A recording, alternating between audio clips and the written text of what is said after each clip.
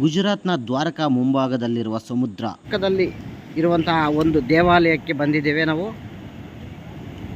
ಈ ಸಮುದ್ರದ ಪಕ್ಕದಲ್ಲಿರುವಂತಹ ಒಂದು ದೇವಾಲಯ ಸಮುದ್ರ ನಾರಾಯಣಾಲಯ ಎಂದು ಕರೆಯುತ್ತೇವೆ. ನೋಡಿದ್ದು ಹಳೆಯ ಕಾಲದ್ದು.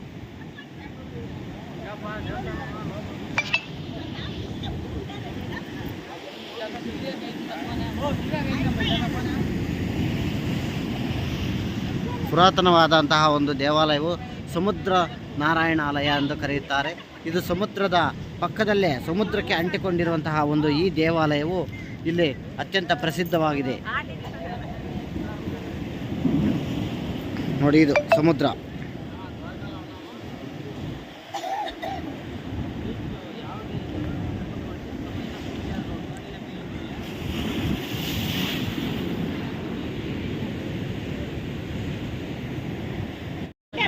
ಈಗ ನಾವು ಸಮುದ್ರ ನಾರಾಯಣಾಲಯ ದೇವಾಲಯಕ್ಕೆ ಭೇಟಿ ಮಾಡ್ತಾ ಇದ್ದೀವಿ. ಒಳಗಡೆ ಹೋಗ್ತಾ ಇದ್ದೀವಿ. ಸಮುದ್ರ ನಾರಾಯಣ ನೋಡಿ, ಸಮುದ್ರ ನಾರಾಯಣ.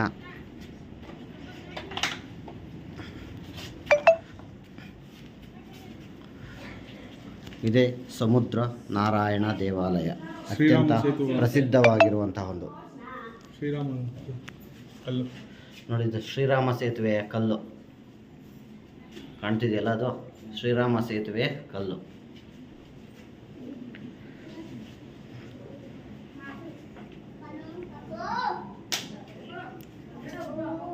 ಸಮುದ್ರ ನಾರಾಯಣ.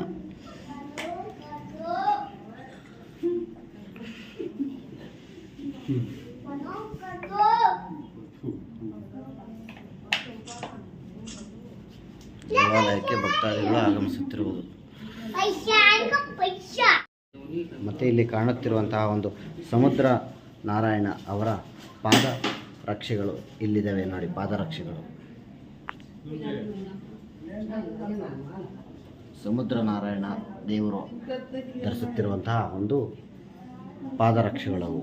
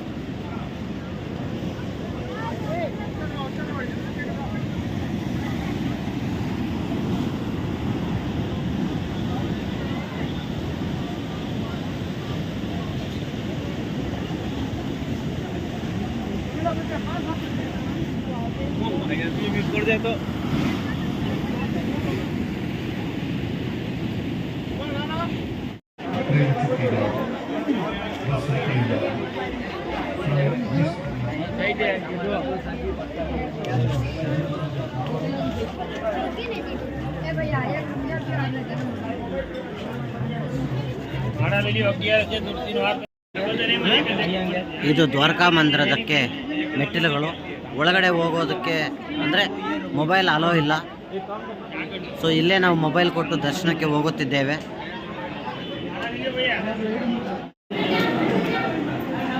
ಶ್ರೀಕೃಷ್ಣ ಭಗವಾನ್ನ ತುಲಾಭಾರ ಮತ್ತು ಆ ದೇವರ ಅನ್ನ ಸಂತರ್ಪಣೆ ಮಾಡೋದಕ್ಕೆ ಇಲ್ಲಿ ತುಲಾಭಾರದಲ್ಲಿ ಅವರು ಎಷ್ಟು kg ಇರುತ್ತಾರೋ ಆ ತುಲಾಭಾರದ ಮೂಲಕ ಧಾನ್ಯಗಳನ್ನು ಶ್ರೀಕೃಷ್ಣನಿಗೆ ಅರ್ಪಿಸುತ್ತಿರುವುದು ನೋಡಿ. ಇದು ಶ್ರೀಕೃಷ್ಣನಿಗೆ ಅರ್ಪಿಸುತ್ತಿರುವ ತುಲಾಭಾರ.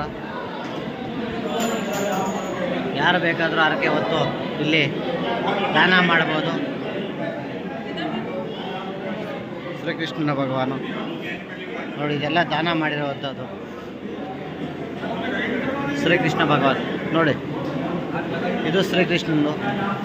ಕೃಷ್ಣನಿಗೆ ಎಲ್ಲ ಕಡೆನೂ ಕೊಳಲನ್ನು ಎತ್ತುಕೊಂಡಿದ್ದರೆ ಇಲ್ಲಿ ಮಾತ್ರ ಗದೆಯನ್ನು ಎತ್ತುಕೊಂಡಿರುವ ಒಂದು ಚಿತ್ರ ನಮಗೆ ಕಾಣುತ್ತದೆ. ಇದು ತುಲಾಭಾರ ನೋಡಿ, ಮತ್ತೊಮ್ಮೆ ನೋಡಿ ತುಲಾಭಾರ ನೋಡಿ. ಇವರು ದಂಪತಿಗಳು ಶ್ರೀಕೃಷ್ಣನ ಅನ್ನದಾನಕ್ಕೆ ಇಲ್ಲಿ ತಮ್ಮ ದವಸ ಧಾನ್ಯಗಳನ್ನು ನೀಡಿ ತಮ್ಮ ತುಲಾಭಾರದಲ್ಲಿ ತೂಕ ಹಾಕುತ್ತಿದ್ದಾರೆ.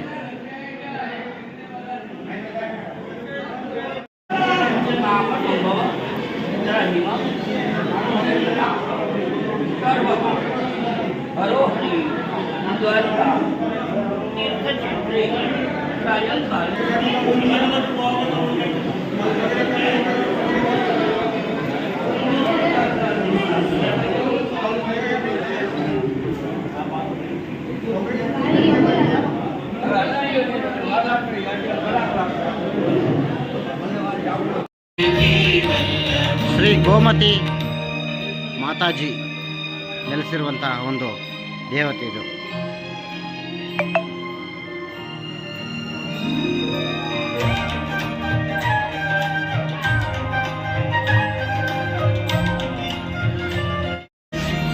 ಶ್ರೀಕೃಷ್ಣನ ಮಂದಿರವನ್ನು ನಾವು ಹೊರಗಡೆಯಿಂದ ನೋಡೋದಾದರೆ ನೋಡಿ ಈ ರೀತಿ ಇದೆ ಹೊರಗಡೆಯಿಂದ.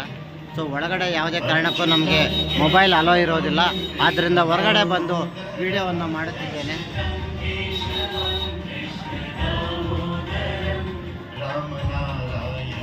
ಬಹಳ ಸುಂದರವಾಗಿ ಅದ್ಭುತವಾಗಿರುವಂತಹ ಒಂದು ದ್ವಾರಕಾ ಮಂದಿರ ಇದು.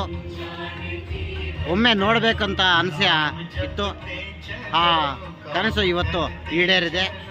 ಶ್ರೀಕೃಷ್ಣ ಭಗವಾನ್ ಇಲ್ಲಿ ನೆಲೆಸಿರುವುದು ಮತ್ತು ಇಲ್ಲಿ ಈ ರಾಜ್ಯವನ್ನು ಆಳಿರುವಂತಹ ಒಂದು ಪ್ರದೇಶ ಇದಾಗಿರುತ್ತದೆ. ಶ್ರೀಕೃಷ್ಣನ ದ್ವಾರಗಳಲ್ಲಿ 2 ದ್ವಾರಗಳಿದೆ. ಒಂದು ಮೋಕ್ಷ ದ್ವಾರ, ಇದು ಮೋಕ್ಷ ದ್ವಾರ ಆಗಿರುತ್ತದೆ. ನೋಡಿ, ನಾವು ಇಲ್ಲೇ ಹೋಗಿ ದೇವರ ದರ್ಶನ ಮಾಡಿಕೊಂಡು ಬಂದ್ವಿ. ಇಲ್ಲಿ ಪೂಜೆ ಪುನಸ್ಕಾರ ಏನೂ ಇರುವುದಿಲ್ಲ, ಕೇವಲ ಒಂದು ಹಾರ ತೆಗೆದುಕೊಂಡು ಹೋಗಿ ಹಾಕಿ ಬರುವುದು ಅಷ್ಟೇ. ಶ್ರೀಕೃಷ್ಣ ದ್ವಾರಕಾ ದೇವಾಲಯಕ್ಕೆ ಹೋಗುವ ಒಂದು ದಾರಿ ಇದು. ನೋಡಿ, ಇಲ್ಲಿ ಹೆಚ್ಚು ಜನ ಇರತಕ್ಕಂಥ ಪ್ರದೇಶ, ಆದರೆ ಇಲ್ಲಿ ಸ್ಥಳ ಮಾತ್ರ ಕಡಿಮೆ ಇರುತ್ತದೆ. ಒಂದು ಗಲ್ಲಿಯಲ್ಲಿರುತ್ತದೆ, ಹಳ್ಳಿಯ ಒಂದು ಬೀದಿಯಲ್ಲಿ ಹೋದಂತೆ ಇರುತ್ತದೆ. ಇಲ್ಲಿ ನಾವು ಮೊದಲು ಬಂದಾಗ ಇದೇನಪ್ಪ ಇದು ಇಷ್ಟೊಂದು ಕಡಿಮೆ ಜಾಗ ಇದೆ ಮತ್ತು ಇದು ಯಾವುದೋ ಒಂದು ಹಳ್ಳಿಗಾಡಲ್ಲಿದ್ದಂಗೆ ಇದೆ ಅಂತ ಅನಿಸುತ್ತದೆ. ಆದರೆ ಅದು ನಿಜನೇ, ಒಂದು ಯಾವುದೋ ಒಂದು ಹಳ್ಳಿಗಾಡಲ್ಲಿ ಇದ್ದಂಗೆ ಇದೆ. ಆದರೆ ಇದೊಂದು ತುಂಬ ದೊಡ್ಡದಾದಂಥ ಒಂದು ಸಿಟಿ. ಆದರೆ ಇಲ್ಲಿ ಒಂದೇ ಒಂದು ನಮಗೆ ಬೇಸರ ಆಗುವುದೇನಂತಂದರೆ ಸ್ವಚ್ಛತೆ ಇಲ್ಲದೇ ಇರೋದು ಒಂದು ಬೇಸರ ಆಗುವುದು ಬಿಟ್ಟರೆ ಬೇರೆ ಏನೂ ಇಲ್ಲ. ದ್ವಾರಕಾ ನಗರದಲ್ಲಿ ಇನ್ನೊಂದು ಪ್ರಮುಖವಾದ ದೇವಾಲಯ ಇದು.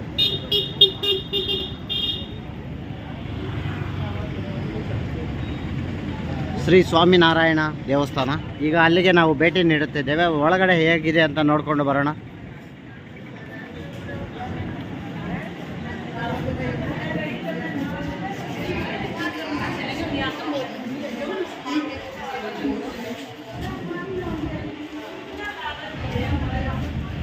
ನೋಡಿ, ಇಲ್ಲಿ ವಿಶೇಷ ಏನಂತಂದರೆ ಪ್ರತಿಯೊಂದು ದೇವಾಲಯಕ್ಕೂ ಈ ರೀತಿಯಾದಂತಹ ಒಂದು ಗೋಪುರಗಳಿರುತ್ತೆ. ಯಾವುದೇ ದೇವಸ್ಥಾನಕ್ಕೂ ಹೋದರೂ ಇದೇ ರೀತಿಯಾದಂತಹ ಒಂದು ಗೋಪುರಗಳಿರುವುದು.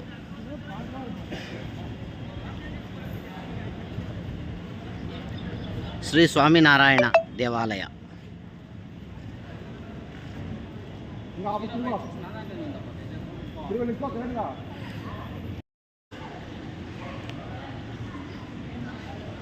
ಸ್ವಾಮಿನಾರಾಯಣ ಟೆಂಪಲ್ಲು. ಈಗ ಇಲ್ಲಿ ಒಳಗಡೆ ಹೋಗ್ತಾ ಇದ್ವಿ, ಇನ್ನೂ ಗೊತ್ತಿಲ್ಲ ಒಳಗಡೆ ಬಿಡ್ತಾರೋ ಇಲ್ಲೋ ಏನೋ ಅಂತ. ಯಾಕಂತಂದರೆ ಇಲ್ಲಿ ಆಲ್ಮೋಸ್ಟ್ ಎಲ್ಲನೂ ಬಂದ್ ಮಾಡಿದ್ದಾರೆ. ನೋಡೋಣ ದೇವಾಲಯದೊಳಗಡೆ. ಸ್ವಾಮಿನಾಥ ನಾರಾಯಣ.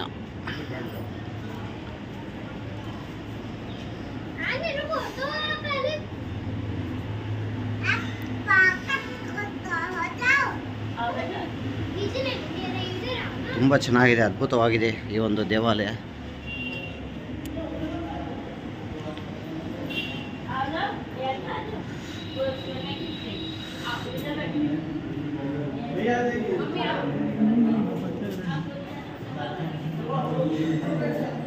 ಉಗ್ರನರಸಿಂಹ ಸ್ವಾಮಿ. ಪ್ರತಿಯೊಂದು ದೇವಾಲಯದಲ್ಲೂ ವಿಗ್ರಹಗಳು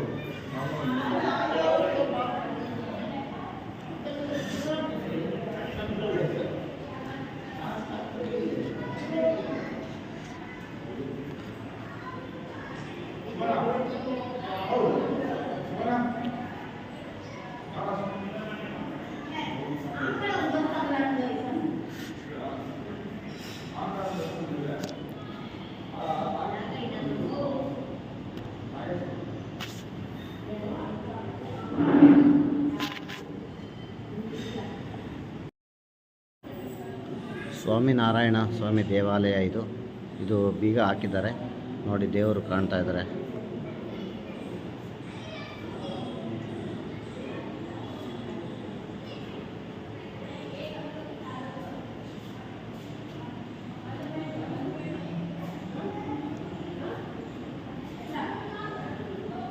ರಾಧಾಕೃಷ್ಣ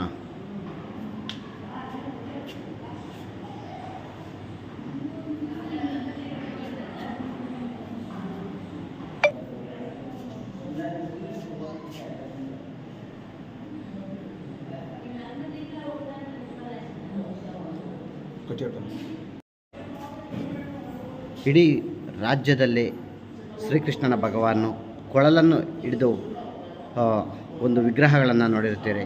ಆದರೆ ನೀವು ದ್ವಾರಕಾಧೀಶದಲ್ಲಿ ಮಹಾರಾಜರು ಆಳ್ವಿಕೆ ಮಾಡಿದಂಥ ಒಂದು ಕಾಲದಲ್ಲಿದ್ದಂಥ ಶ್ರೀಕೃಷ್ಣನು ದ್ವಾರಕಾಧೀಶದಲ್ಲಿ ನೆಲೆಸಿರ್ತಾನೆ. ಆ ಒಂದು ಸಂದರ್ಭದಲ್ಲಿ ದ್ವಾರಕಾಧೀಶನು ಯಾವ ರೀತಿ ಇರುತ್ತಾನೆ ಅಂದರೆ ನೋಡಿ, ಇದೇ ರೀತಿ ಕೃಷ್ಣನ ಅವತಾರ. ದ್ವಾರಕಾಧೀಶನಲ್ಲಿ ಶ್ರೀಕೃಷ್ಣನು ಈ ರೀತಿ ನೆಲೆಸಿರುತ್ತಾನೆ. ಇದು ಬಹುಶಃ ಎಲ್ಲ ಕಡೆನೂ ಇದೇ ರೀತಿಯೇ ದರ್ಶನ ಇರುತ್ತದೆ. ಕೊಳಲನ್ನು ಹಿಡಿದಿರುವುದು ಈ ಕಡೆ ತುಂಬ ವಿರಳ. ಇಂತಹ ಒಂದು ವಿಗ್ರಹ ನಮ್ಮ ಕಡೆ ಎಲ್ಲೂ ಇಲ್ಲ. ಇದು ದ್ವಾರಕಾಧೀಶನ ಸ್ಪೆಷಾಲಿಟಿ ಎಂದು ಕರೆಯುತ್ತಾರೆ ಈ ಕಡೆ. ಅಂದರೆ ಇಲ್ಲಿ ಅಂದು ಕೃಷ್ಣನ ಆಳ್ವಿಕೆ ಮಾಡಿದಂತಹ ಒಂದು ಸಂದರ್ಭದಲ್ಲಿ ಆತನಿಗೆ ಪಟ್ಟಾಭಿಷೇಕ ಮಾಡಿರುವುದು ಮತ್ತು ಆತನ ನಿಜ ಸ್ವರೂಪದ ಒಂದು ವಿಗ್ರಹ ಇದಾಗಿರುತ್ತದೆ ಎಂದು ಇಲ್ಲಿನ ಸ್ಥಳೀಯರು ಇದರ ಬಗ್ಗೆ ಮಾಹಿತಿಯನ್ನು ನೀಡಿರುತ್ತಾರೆ. ಸ್ವಾಮಿನಾಥನ್ ದೇವಾಲಯದ ಹೊರಗಡೆ ಇದು ದೇವಾಲಯದ ಮೇಲೆ ಹತ್ತಿ ಧ್ವಜವನ್ನು ಕಟ್ಟುವ ಸ್ಥಳ. ಇದು ನೋಡಿ, ಈ ಕಡೆ ಎಲ್ಲ ರೀತಿಯಾದಂಥ ಈ ಕಡೆ ದೇವಾಲಯಗಳ ಮೇಲೇ ಈ ರೀತಿ ಧ್ವಜವನ್ನು ಹಾರಿಸುತ್ತಾರೆ.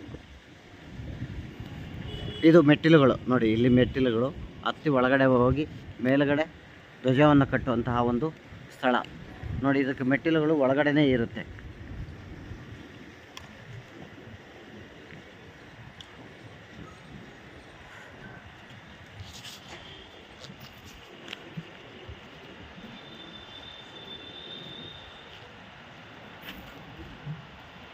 ಇದು ಹೊರಗಡೆನ ಭಾಗ ತೋರಿಸ್ತಾ ಇರೋದು ನಾವು.